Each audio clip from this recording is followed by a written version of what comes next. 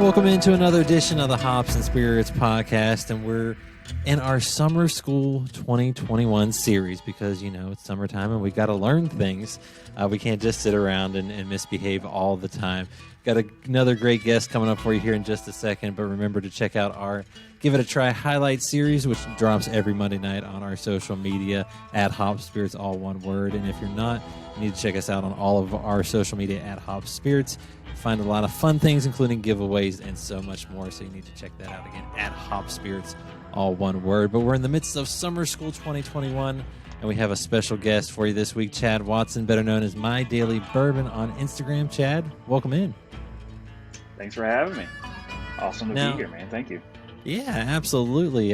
Two Kentucky guys, so that's even better. Yeah.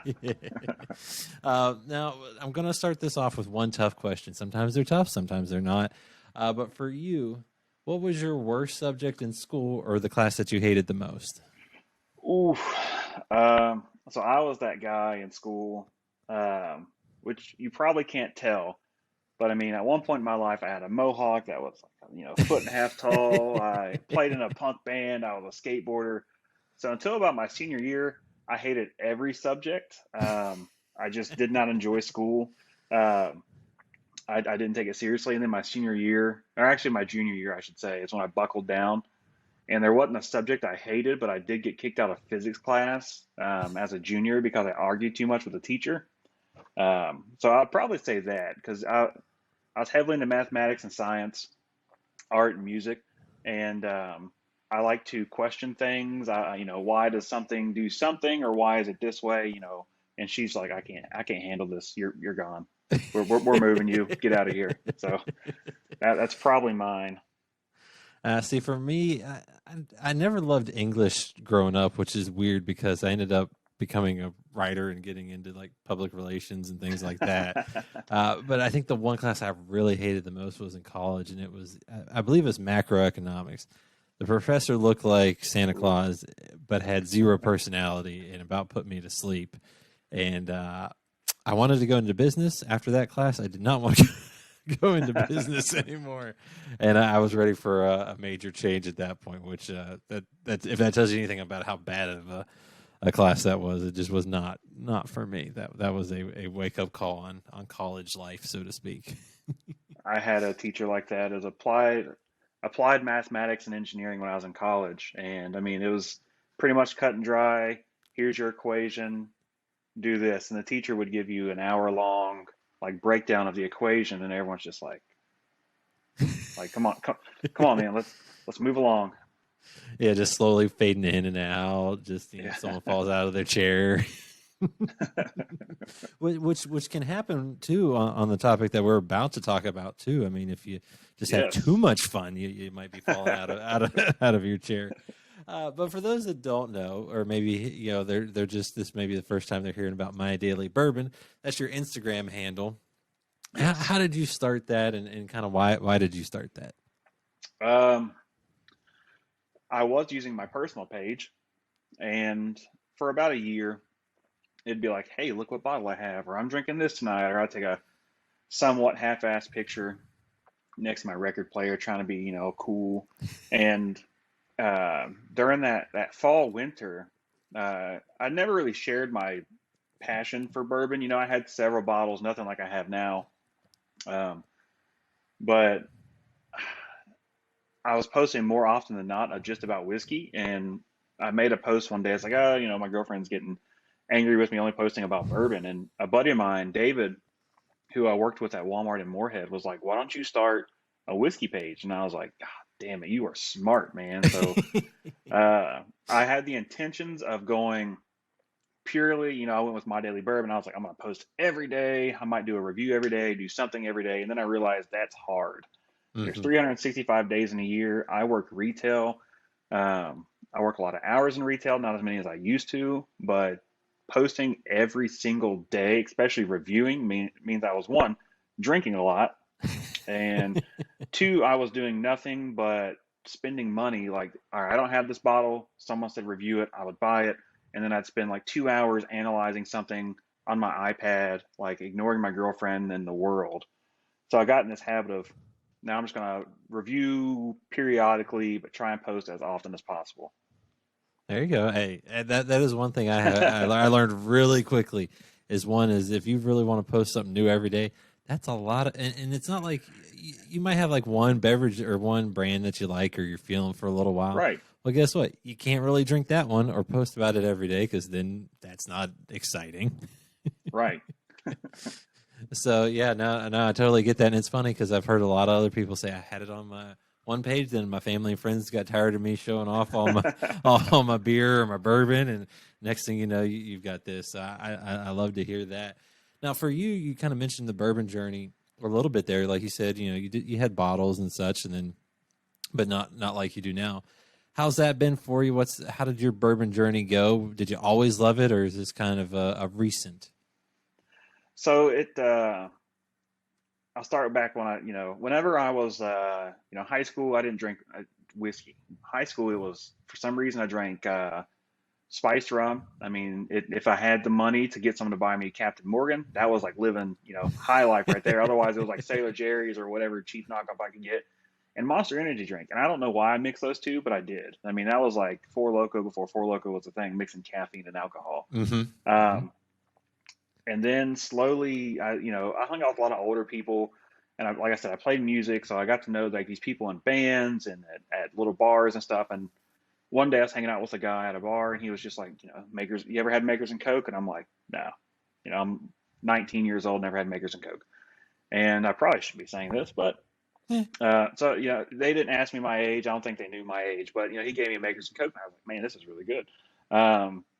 So I got to hang out with friends, had some friends who that's all their dads drank, or they drank Makers and Coke. I grew up in a small town. Uh, we had one bar, one liquor store, and like 7 churches. So most people on Sundays where I grew up, you couldn't buy alcohol. So on Saturdays, the bar and the liquor store were slammed. Everyone's getting their Makers, their Woodford. On Sunday, they go to church. After that, they have dinner.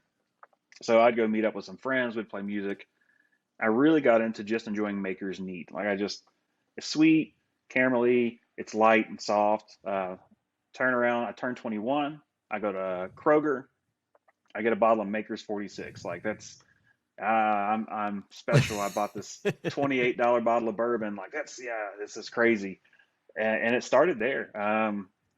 And periodically I'd go through phases where I'd get really into whiskey or I'd go into rum or something. Like I actually started enjoying just drinking rum neat, finding nice rums, but I always kept going back to whiskey. And I worked at Walmart in Moorhead, and my store manager did a Knob Creek store pick, and that really put me like, oh, there's you can pick barrels. There's different things besides just what's on the shelf, like Buffalo Trace 101, Wild Turkey 101, and so forth. So then that kind of sent me down this spiral. But I had a rule: I'd never buy more than 2 bottles, no more than 2 bottles, one to drink, one after that, and that lasted until about 2018. And then 2018, it got to be, I've got a cart over here with bottles on it. I've got 10 boxes in my room because I don't have the space for them. And I mean, it's grown over the last 3 years, just exponentially.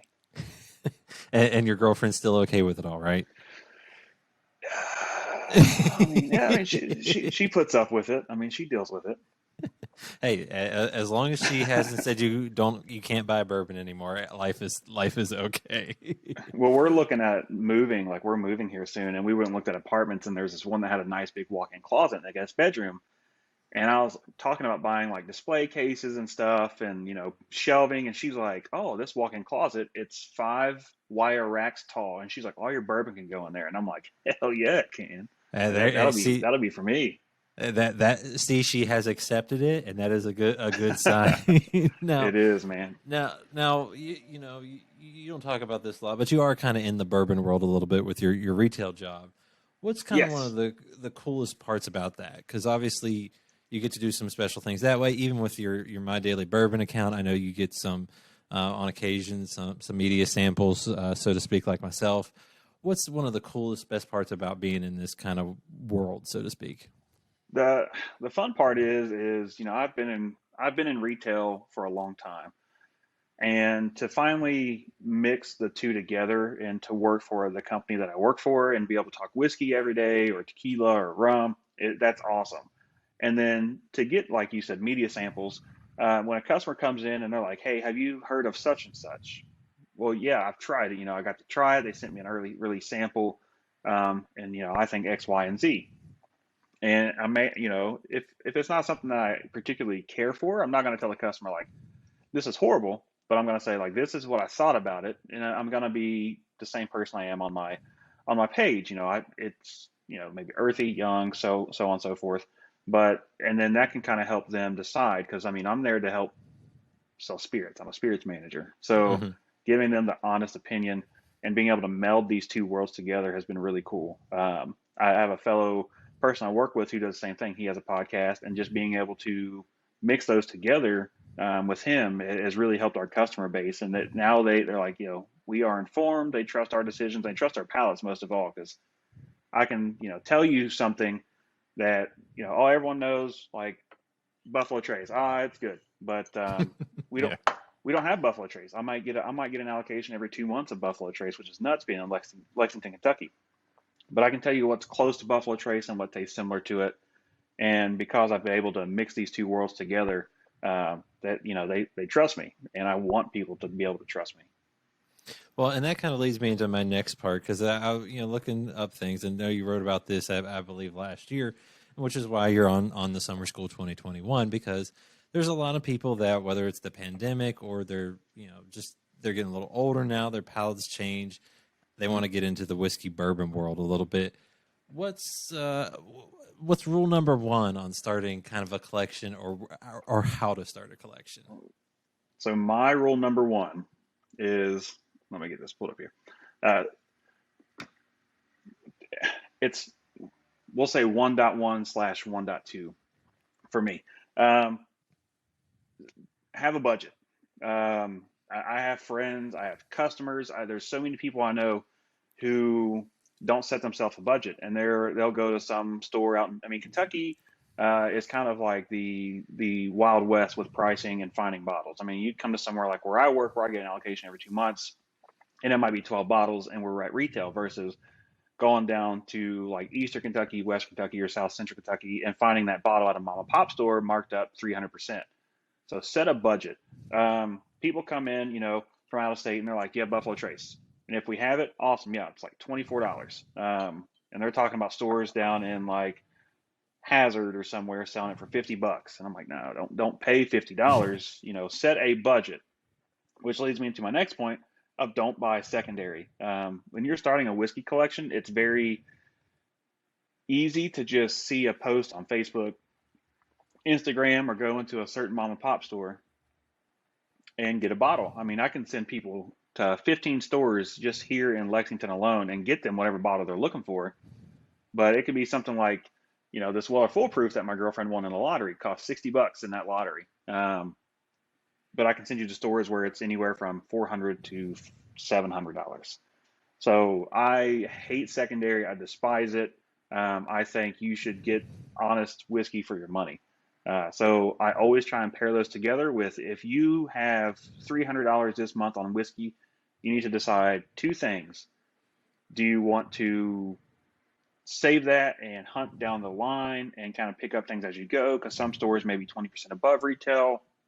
Or do you want to go in and just get some baseline bottles? I mean, there's so many bottles under like $30 that I can't recommend enough, and they're all really good. And I've got so many of them just kind of sitting around here, just like these. I set these up behind me so I could refer to them. Like Early Times Bottled and Bond may not be everyone's favorite. That's my trash can, by the way. This may not be everyone's favorite bottle, but at $25 in most places here for a liter and bottled and bond, it's fantastic. Absolutely, and I think that's one thing a lot of people don't realize is two things. One, things can get a little out of hand when you're looking specifically for a certain bottle, and if you're not really Yes. sure, you haven't maybe done research on or asked around to some friends on what might be a good price if you're kind of a novice. But two, there's some really good stuff that's under $30, $40 that can kick butt on some of the higher priced versions of things as well. Oh, Um, absolutely. Now, you kind of touched on this a little bit. What are some good bottles maybe to start with? 3, 4, 5 bottles that if you got, you're setting in that budget that you can get and that you can kind of just say, hey, look what I got. I'm doing things right, I think. Yeah, absolutely. One of them is Old Granddad Bonded. I mean, it's Jim Beam, 100 proof high rye, same recipe as Basil Hayden. I like this a lot more than Basil Hayden. And this is a 1 liter, and this is like $25. So this is a fantastic option for people who like Blanton's. And I can't stress this enough. Evan Williams. So Evan Williams single barrel. It is a 86.6 proof, and I mean this ranges from $21 to $28 locally in Lexington, and it's just a fantastic bottle. I mean it's light, soft. You get a little bit of that earthiness like you do with something like the Mash Bill 2 of from Buffalo Trace. And you might notice a theme with my cheaper bottles. Most like 3 out of the 5 are bottled in bond. But like J.W. Dant, anything Heaven Hill. So Elijah Craig, or not Elijah Craig, which that's a good one. But Evan Williams bottled in bond, J.W. Dant, JTS Brown. Those are all fantastic bottles, ranging from $12 to $17, and you just can't beat them. And then my all-time favorite under $30 bottle is Early Times Bottled in Bond. Probably the whiskey of the year is what I would say for 2020 for me personally. Like it is just a phenomenal whiskey. And it's one that is not going to break the wallet either, which is even Exactly. better. Yeah. And like I said, that's what I think a lot of people kind of forget is you can get some really good bourbon, especially if you're going to be enjoying it with friends and so forth, maybe having a couple on a night. That those are great ways to go. Now, this is something, too, I think a lot of folks have trouble with because, you read, you get into reading and you're like, man, that's not what I like, or maybe I like this, but no one else is saying they like this. Finding your taste. I feel like that's one of the hardest things to do and trust yourself because everyone's different. I've been on flight nights with people on this podcast. There's 4 of us. And sometimes we're all in agreement. Sometimes it's half and half. Other times it's a completely 4 different, picks for what we enjoyed the most. So what do you say to those that are trying to find their taste and trusting that as well? My first thing would be to start with what I like to call the big 4. Get you a bottle of something from Jim Beam. I don't care if it's Old Tub, if it's white label Jim Beam, if it's Jim Beam Bonded, Devil's Cut, Black. Jim Beam Black is a fantastic whiskey for the money. Wild Turkey 101, anything Heaven Hill. And if you can find a bottle of Buffalo Trace, yeah, buy it. But, I hate to include Buffalo Trace in any kind of list anymore just because everything they do make is allocated. But, I mean, even like Ancient Age or Benchmark, buy the cheap version of something they make. See if that's in your wheelhouse. Now, I know some people who absolutely will despise something like Benchmark. Oh, this is horrible. They'll go to a bar and they'll order like a bourbon and Coke and not realize Benchmark is the well bourbon there, and they absolutely love it. So it's just one of those things. Like get something cheap. I did a thing at the beginning of the pandemic last year. I went and spent $100 on just I don't want to say bottom shelf, but more budget friendly bourbon, and because I hadn't had some of those bottles in so long, and I was like, I want something that I can just, if I'm going to be laid off work for the next 4 weeks, I want something that I can just enjoy daily and don't have to worry about it being one of my other ones that I have tucked away or a nice store pick I can't get a second bottle of, something like that. And it blew me away that I forgot how much I loved J.W. Dant. Like, I absolutely love that. People will come to me and ask me for a bottle that is what's good under like $30, decent proof, great flavor. J.W. Dant, you can't beat it. Heaven Hill produced a solid bourbon, and I hate to say that, like I have every affordable bourbon they have around, but you got people like Jim Beam as well. Jim Beam's probably the distillery besides Makers. Like Makers got me into bourbon, and then I got really into Jim Beam, things like Knob Creek and the experimental line of stuff they were doing several years ago. That really kind of let me see what is in bourbon. I mean, like the 6-row, that 6-row barley they did, the wheat, like all those little 375 things. Mm-hmm. When those released several years ago, that blew me away. Like, oh, there can be other bourbons besides like, or different styles of bourbon besides just the basic 10 labels you see on most shelves in every state. Like, that was cool to me. That really got me involved in it. So find a distillery that you can get behind. And I always suggest, 1 month, spend $20 on a bottle. If you don't like it, you're out $20. At least you got a mixer. The next month, Hmm. do the same thing. And it's going to take you a while, but I mean, or if you've got the money to do it, buy them all at once and just see. I love to have my girlfriend serve me flights, blind flights, and just seeing what comes out of those. So there'll be sometimes we'll put a bottle like, oh, I absolutely love JW Dan, but on that the next day I always give people crap for loving JTS Brown just because there's that head to head. But there's been several occasions in blinds where I'll pick Brown over Dan, and I'm like, wow, this is just my mood today. So you really just need to experiment and don't be afraid to start with those budget bottles and those cheaper options because that's the foundation of every bourbon that every distillery makes. I mean, it's before you have Buffalo Trace, you have Benchmark. Before you have Blanton's, you have Ancient Age. So like that's why I always tell people start with that. See if that's right for you. If you don't like that, you probably won't like what else is coming out of the pipeline. Absolutely, and I think one thing you said there too that makes a ton of sense. And if you can do it, and you've got maybe a friend or a significant other that can help you, is doing those blind tastings because so many Yes. people I feel like are shocked when they do it because like Wild Turkey 101 will blow out other bourbons of a similar range because you just have that connotation of, oh, it's a cheap one, or I did that back in college, or whatnot. But when they try it blind and you have no preconceived notion, it's amazing what your palate will pick up. Oh, absolutely. I had a buddy, he had never had Jack Daniel's barrel proof, single barrel proof. I was like, man, you need to try it. No, it's Jack Daniels. I don't drink Jack Daniels. You need to try this. And, he loves Last Creek Barrel Proof, Stag Junior, all the big allocated things. And I was like, you need to try this. So he bought a pint. He took it home. He had his girlfriend set up a blind for him and his roommate, and they both picked Jack Daniel's single barrel proof. And it blew them away because they did four barrel proof options, and that came in number one for both of them. They're like, there's no way, there's no way. And I'm like, you think Jack Daniels, you just assume it's the standard Black Label or Gentleman Jack. You don't realize how good other stuff can be if you don't try it. Exactly, and that's kind of my thing too. Give it a try. You just never know what you're gonna love. Something that I think some people may be a little nervous to try at times, or maybe unfamiliar with, is store picks. Yeah. And talk a little bit about that because I know in your roles there, you said go grab a store pick or two because obviously that's something unique that only they're going to really have because it's done a certain way that not everyone's going to be able to enjoy or get. Right. So, I mean, things like, if I just poured some of this, a new riff. This is a J. Arisman new riff pick. I can't tell you the last time I had just regular new riff because their single barrels they range from anything from like earthy, spicy to desserty to absolutely just like way funky. And I love seeing that difference in there. None of them are bad, just like Knob Creek. I don't believe there's a bad Knob Creek single barrel. There's good, there's great. So find a store, go to a store. Store picks cost a little bit more money most of the time than your average bottle. Like a New Riff store picks $20 more than the small batch, but that store more than likely went to the distiller. They took their time. They picked that barrel. It was a decision that they like.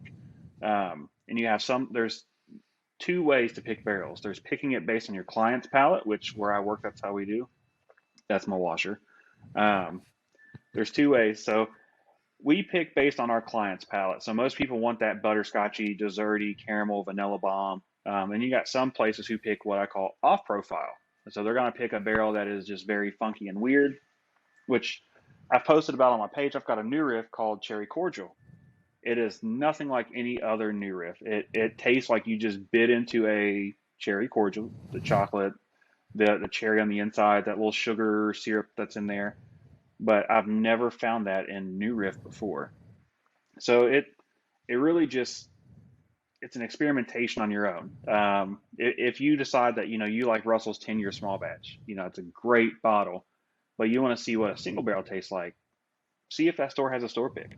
Wild Turkey makes fantastic juice. Russell's Reserve is a great option, and you can get a single barrel from like $60 to $70, and they're usually 9 to 11 years old.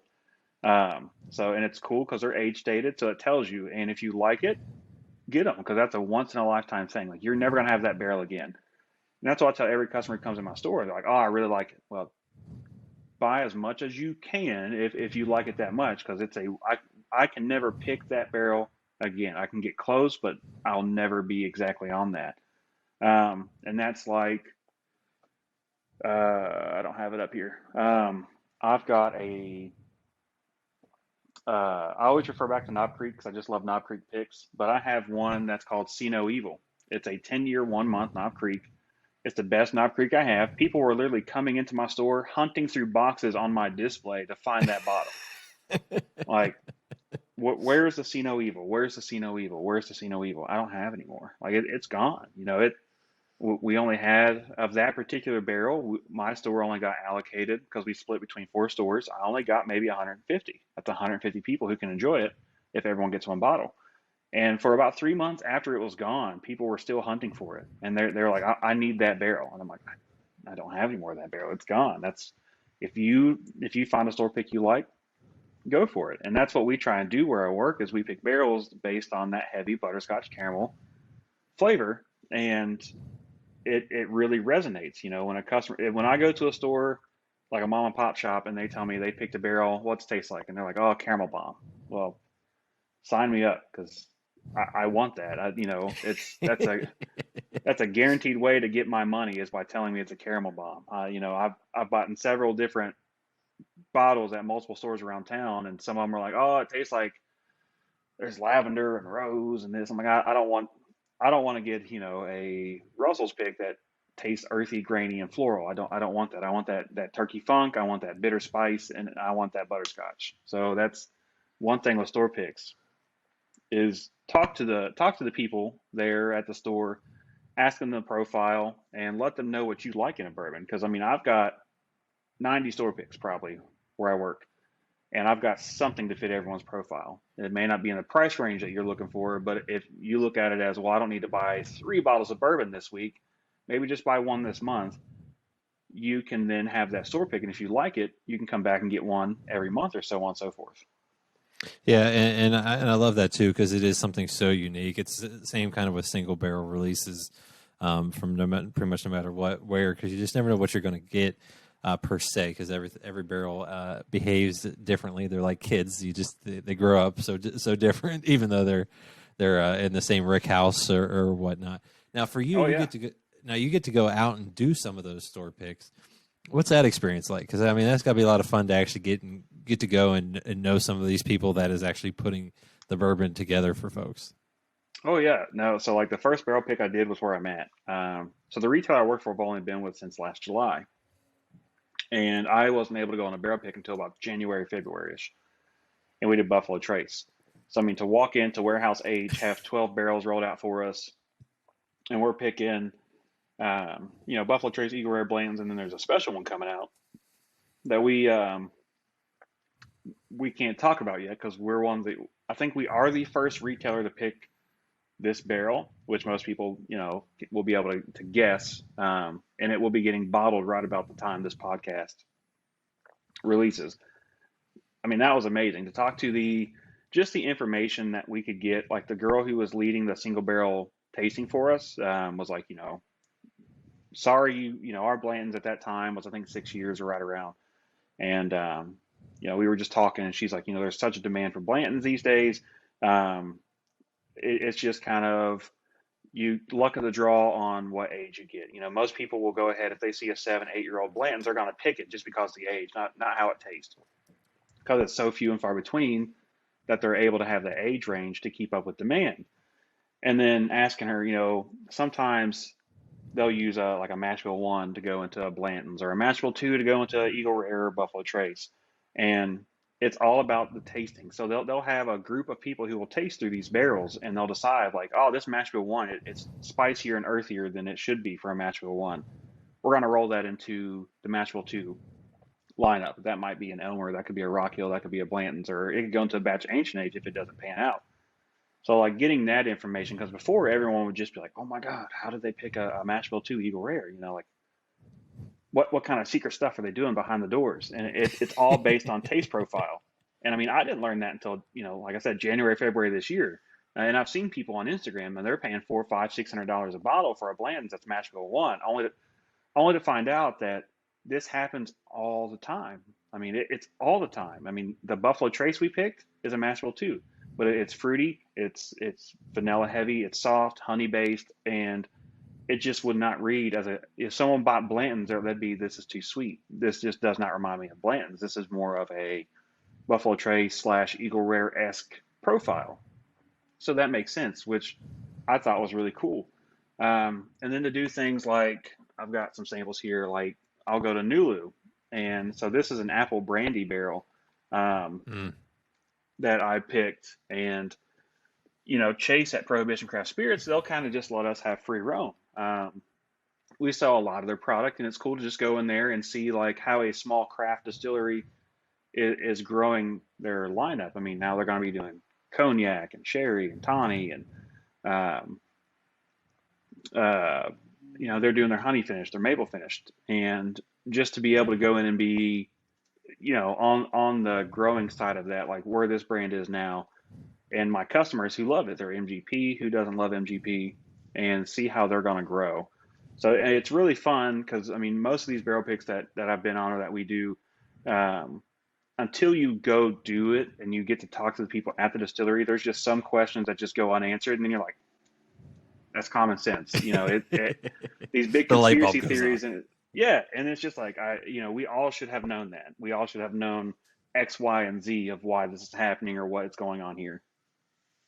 That's great, and I think too with like Nulu, which is Prohibition Craft Spirits for folks that may not know that off the bat. I'll never forget the first time I saw that on the shelves, and I was like, Nulu, what is that? Because being in Kentucky now about 6 years, I'm like, what in the world is that? Just some random knockoff from Yeah. some new one?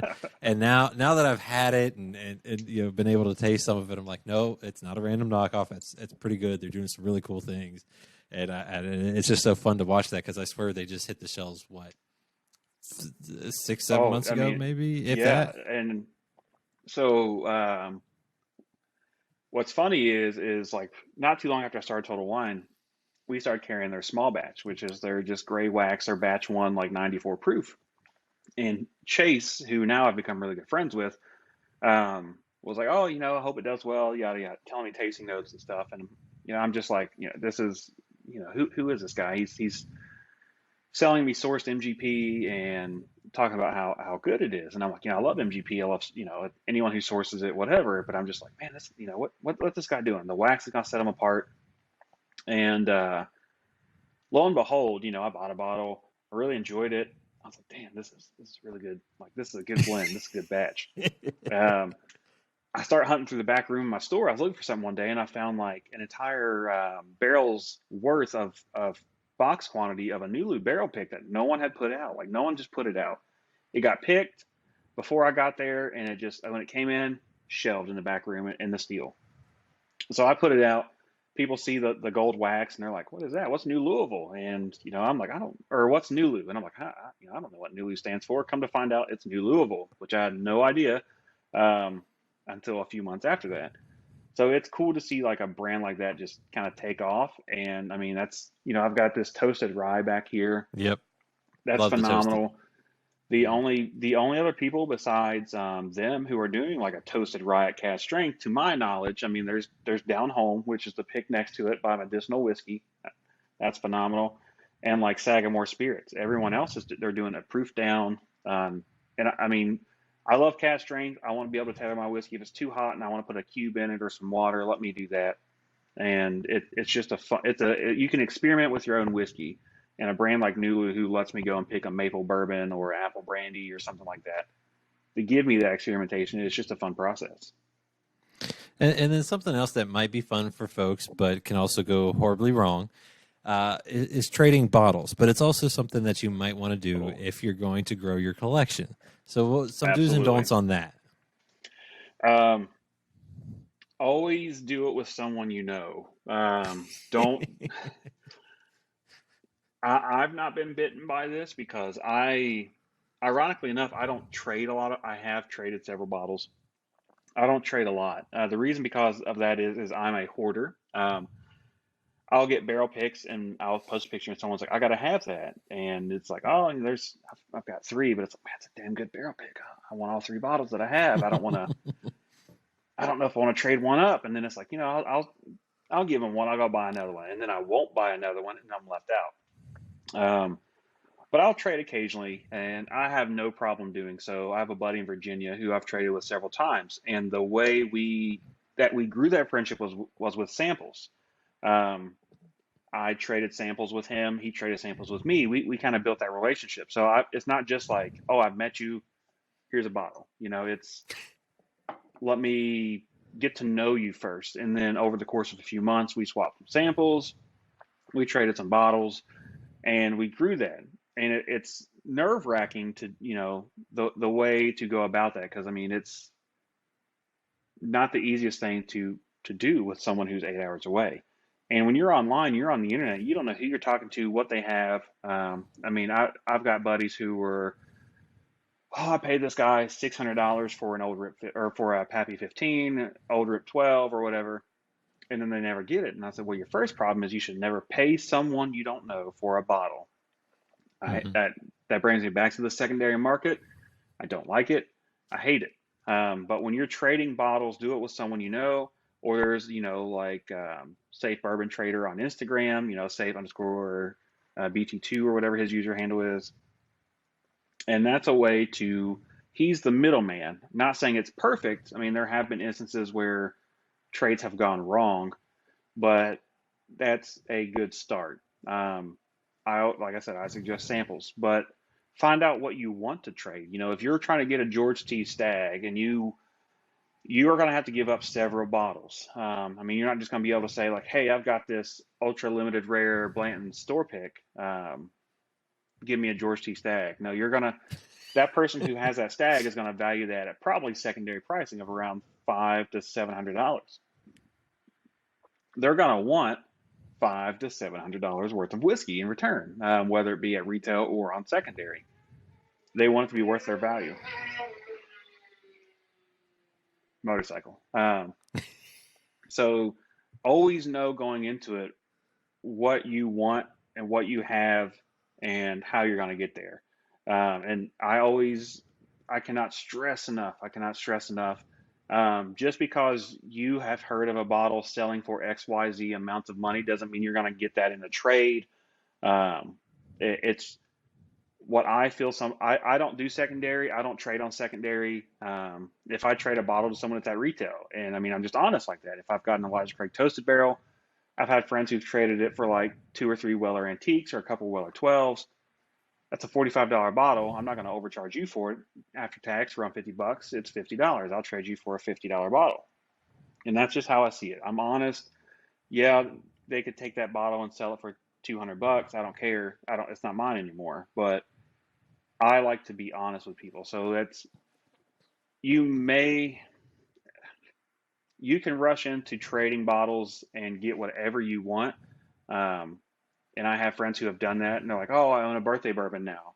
But they won't open it because they're trying to trade that up into like, give me a 2016 George T. Stagg at 144 proof. And I'm like, you're working through this. You're chasing that high that you're never going to actually like achieve the final result of. At some point in time, if you're trading bottles, you need to step back and realize these are meant to be open and drank. So you need to set aside like, these are the bottles I want to trade. This is my end game, and I'm going to enjoy these. Otherwise, you're going to wind up like some of my friends who, they could have 10 Weller full proofs in their lineup, but they're never going to open them because they want to trade them in a few years to see what they can get. And that's do what you want with your collection, but to me, that's just not, why would I tie up that money in something like that if it's not going to benefit me in the end? No, and I love what you said there too. Enjoy the bottles, because that's my next thing. Is there's some people that I talk to, they're that way. They open the bottle, they crack it open, they enjoy it.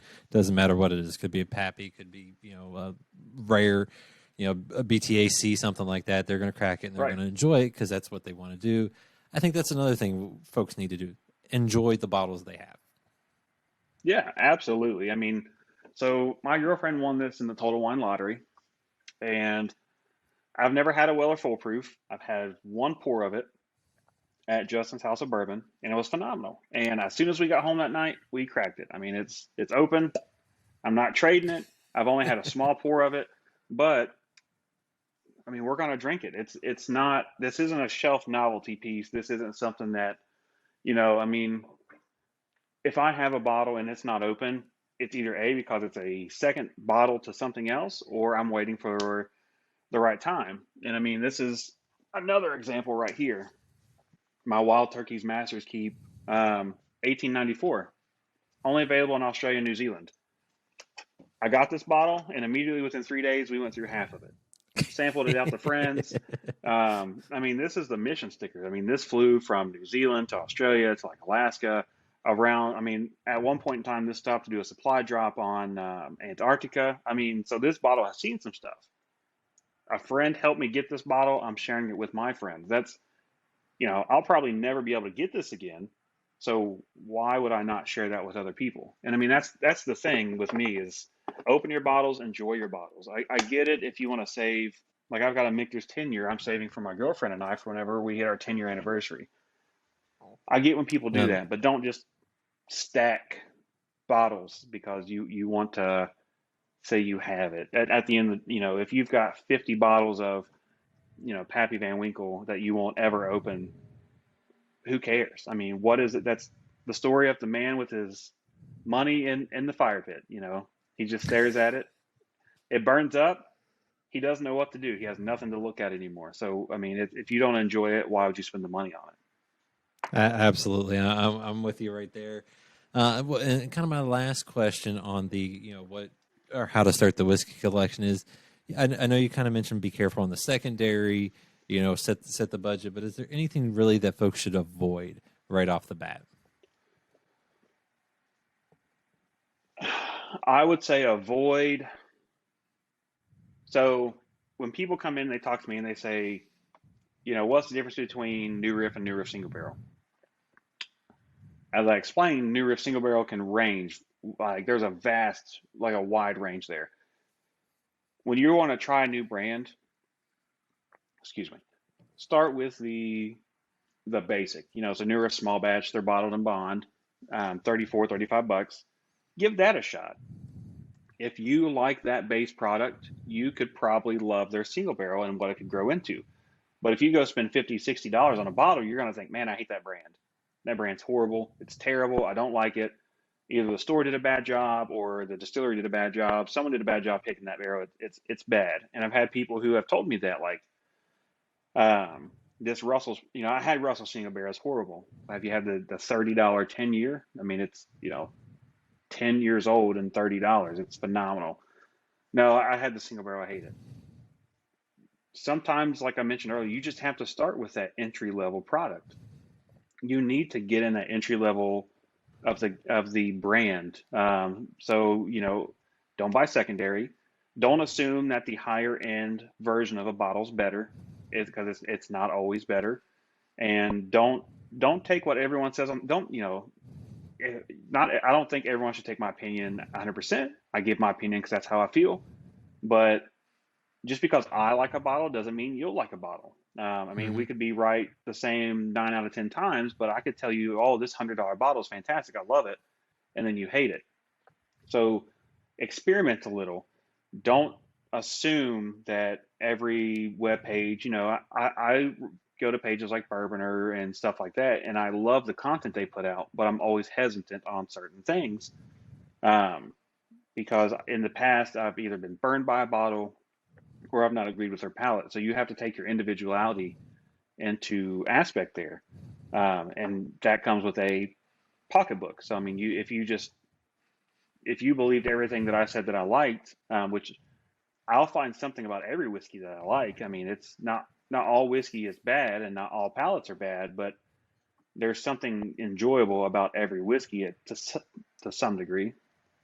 And I think that people should not just assume like things like Weller. Weller's a fine product. It is. It is a fine product. But there's so many weeded bourbons out there. Like Maker's Mark Cask Strength is phenomenal, like $45. It is just a delicious, delicious cask strength weeded bourbon. Larceny Barrel Proof, people hunt for that, and Larceny Barrel Proof has had more hits, or I mean more misses than hits as far as ratings go. Um, so just don't assume that the higher end version of a bottle, once again, is better. Try Larceny for 25 bucks. If you don't like it, you will not like the barrel proof. If you don't like the base product, making it spicier, hotter, and more expensive is not going to mean a better product by any means. Yeah, and probably just going to make you very angry that you spent an extra $20, $30, $40 or even more, especially like single barrels, because I've been fortunate enough to delve into that more recently, and my goodness, what you might get one time compared to the next time could be, like you said, it could be on the earthy end on one barrel, and it's fruity and totally opposite on the other end on a different bottle. So you always kind of got to be careful with that. And my final question for you, Chad, is what's some bottles that you've found lately that folks may not have known about but are pretty good bottles to grab? Ooh, that's a good Put you one. on the spot. So Yeah.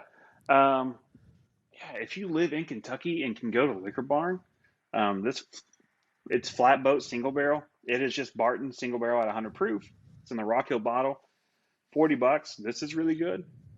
If you like anything Barton, once again, this goes back to like supporting your store, supporting store brands, Liquor Barns, local to Kentucky, whatever. Um, but this solid bottle from a solid distillery. Um, damn, uh, that's rough. too many options.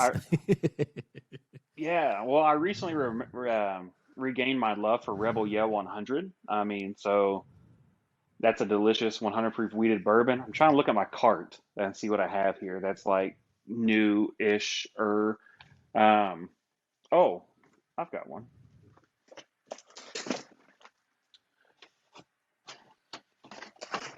I have not opened this bottle yet, but John J. Bowman Single Barrel. What most people don't know is the Bowman Brothers brand is a Sazerac product, and it's widely slept on. And the single barrels to me are vastly better than some of the Buffalo Trace store picks I've had. So for around $50, I mean, you're getting a 8 to 12-year-old single barrel. That's fantastic. And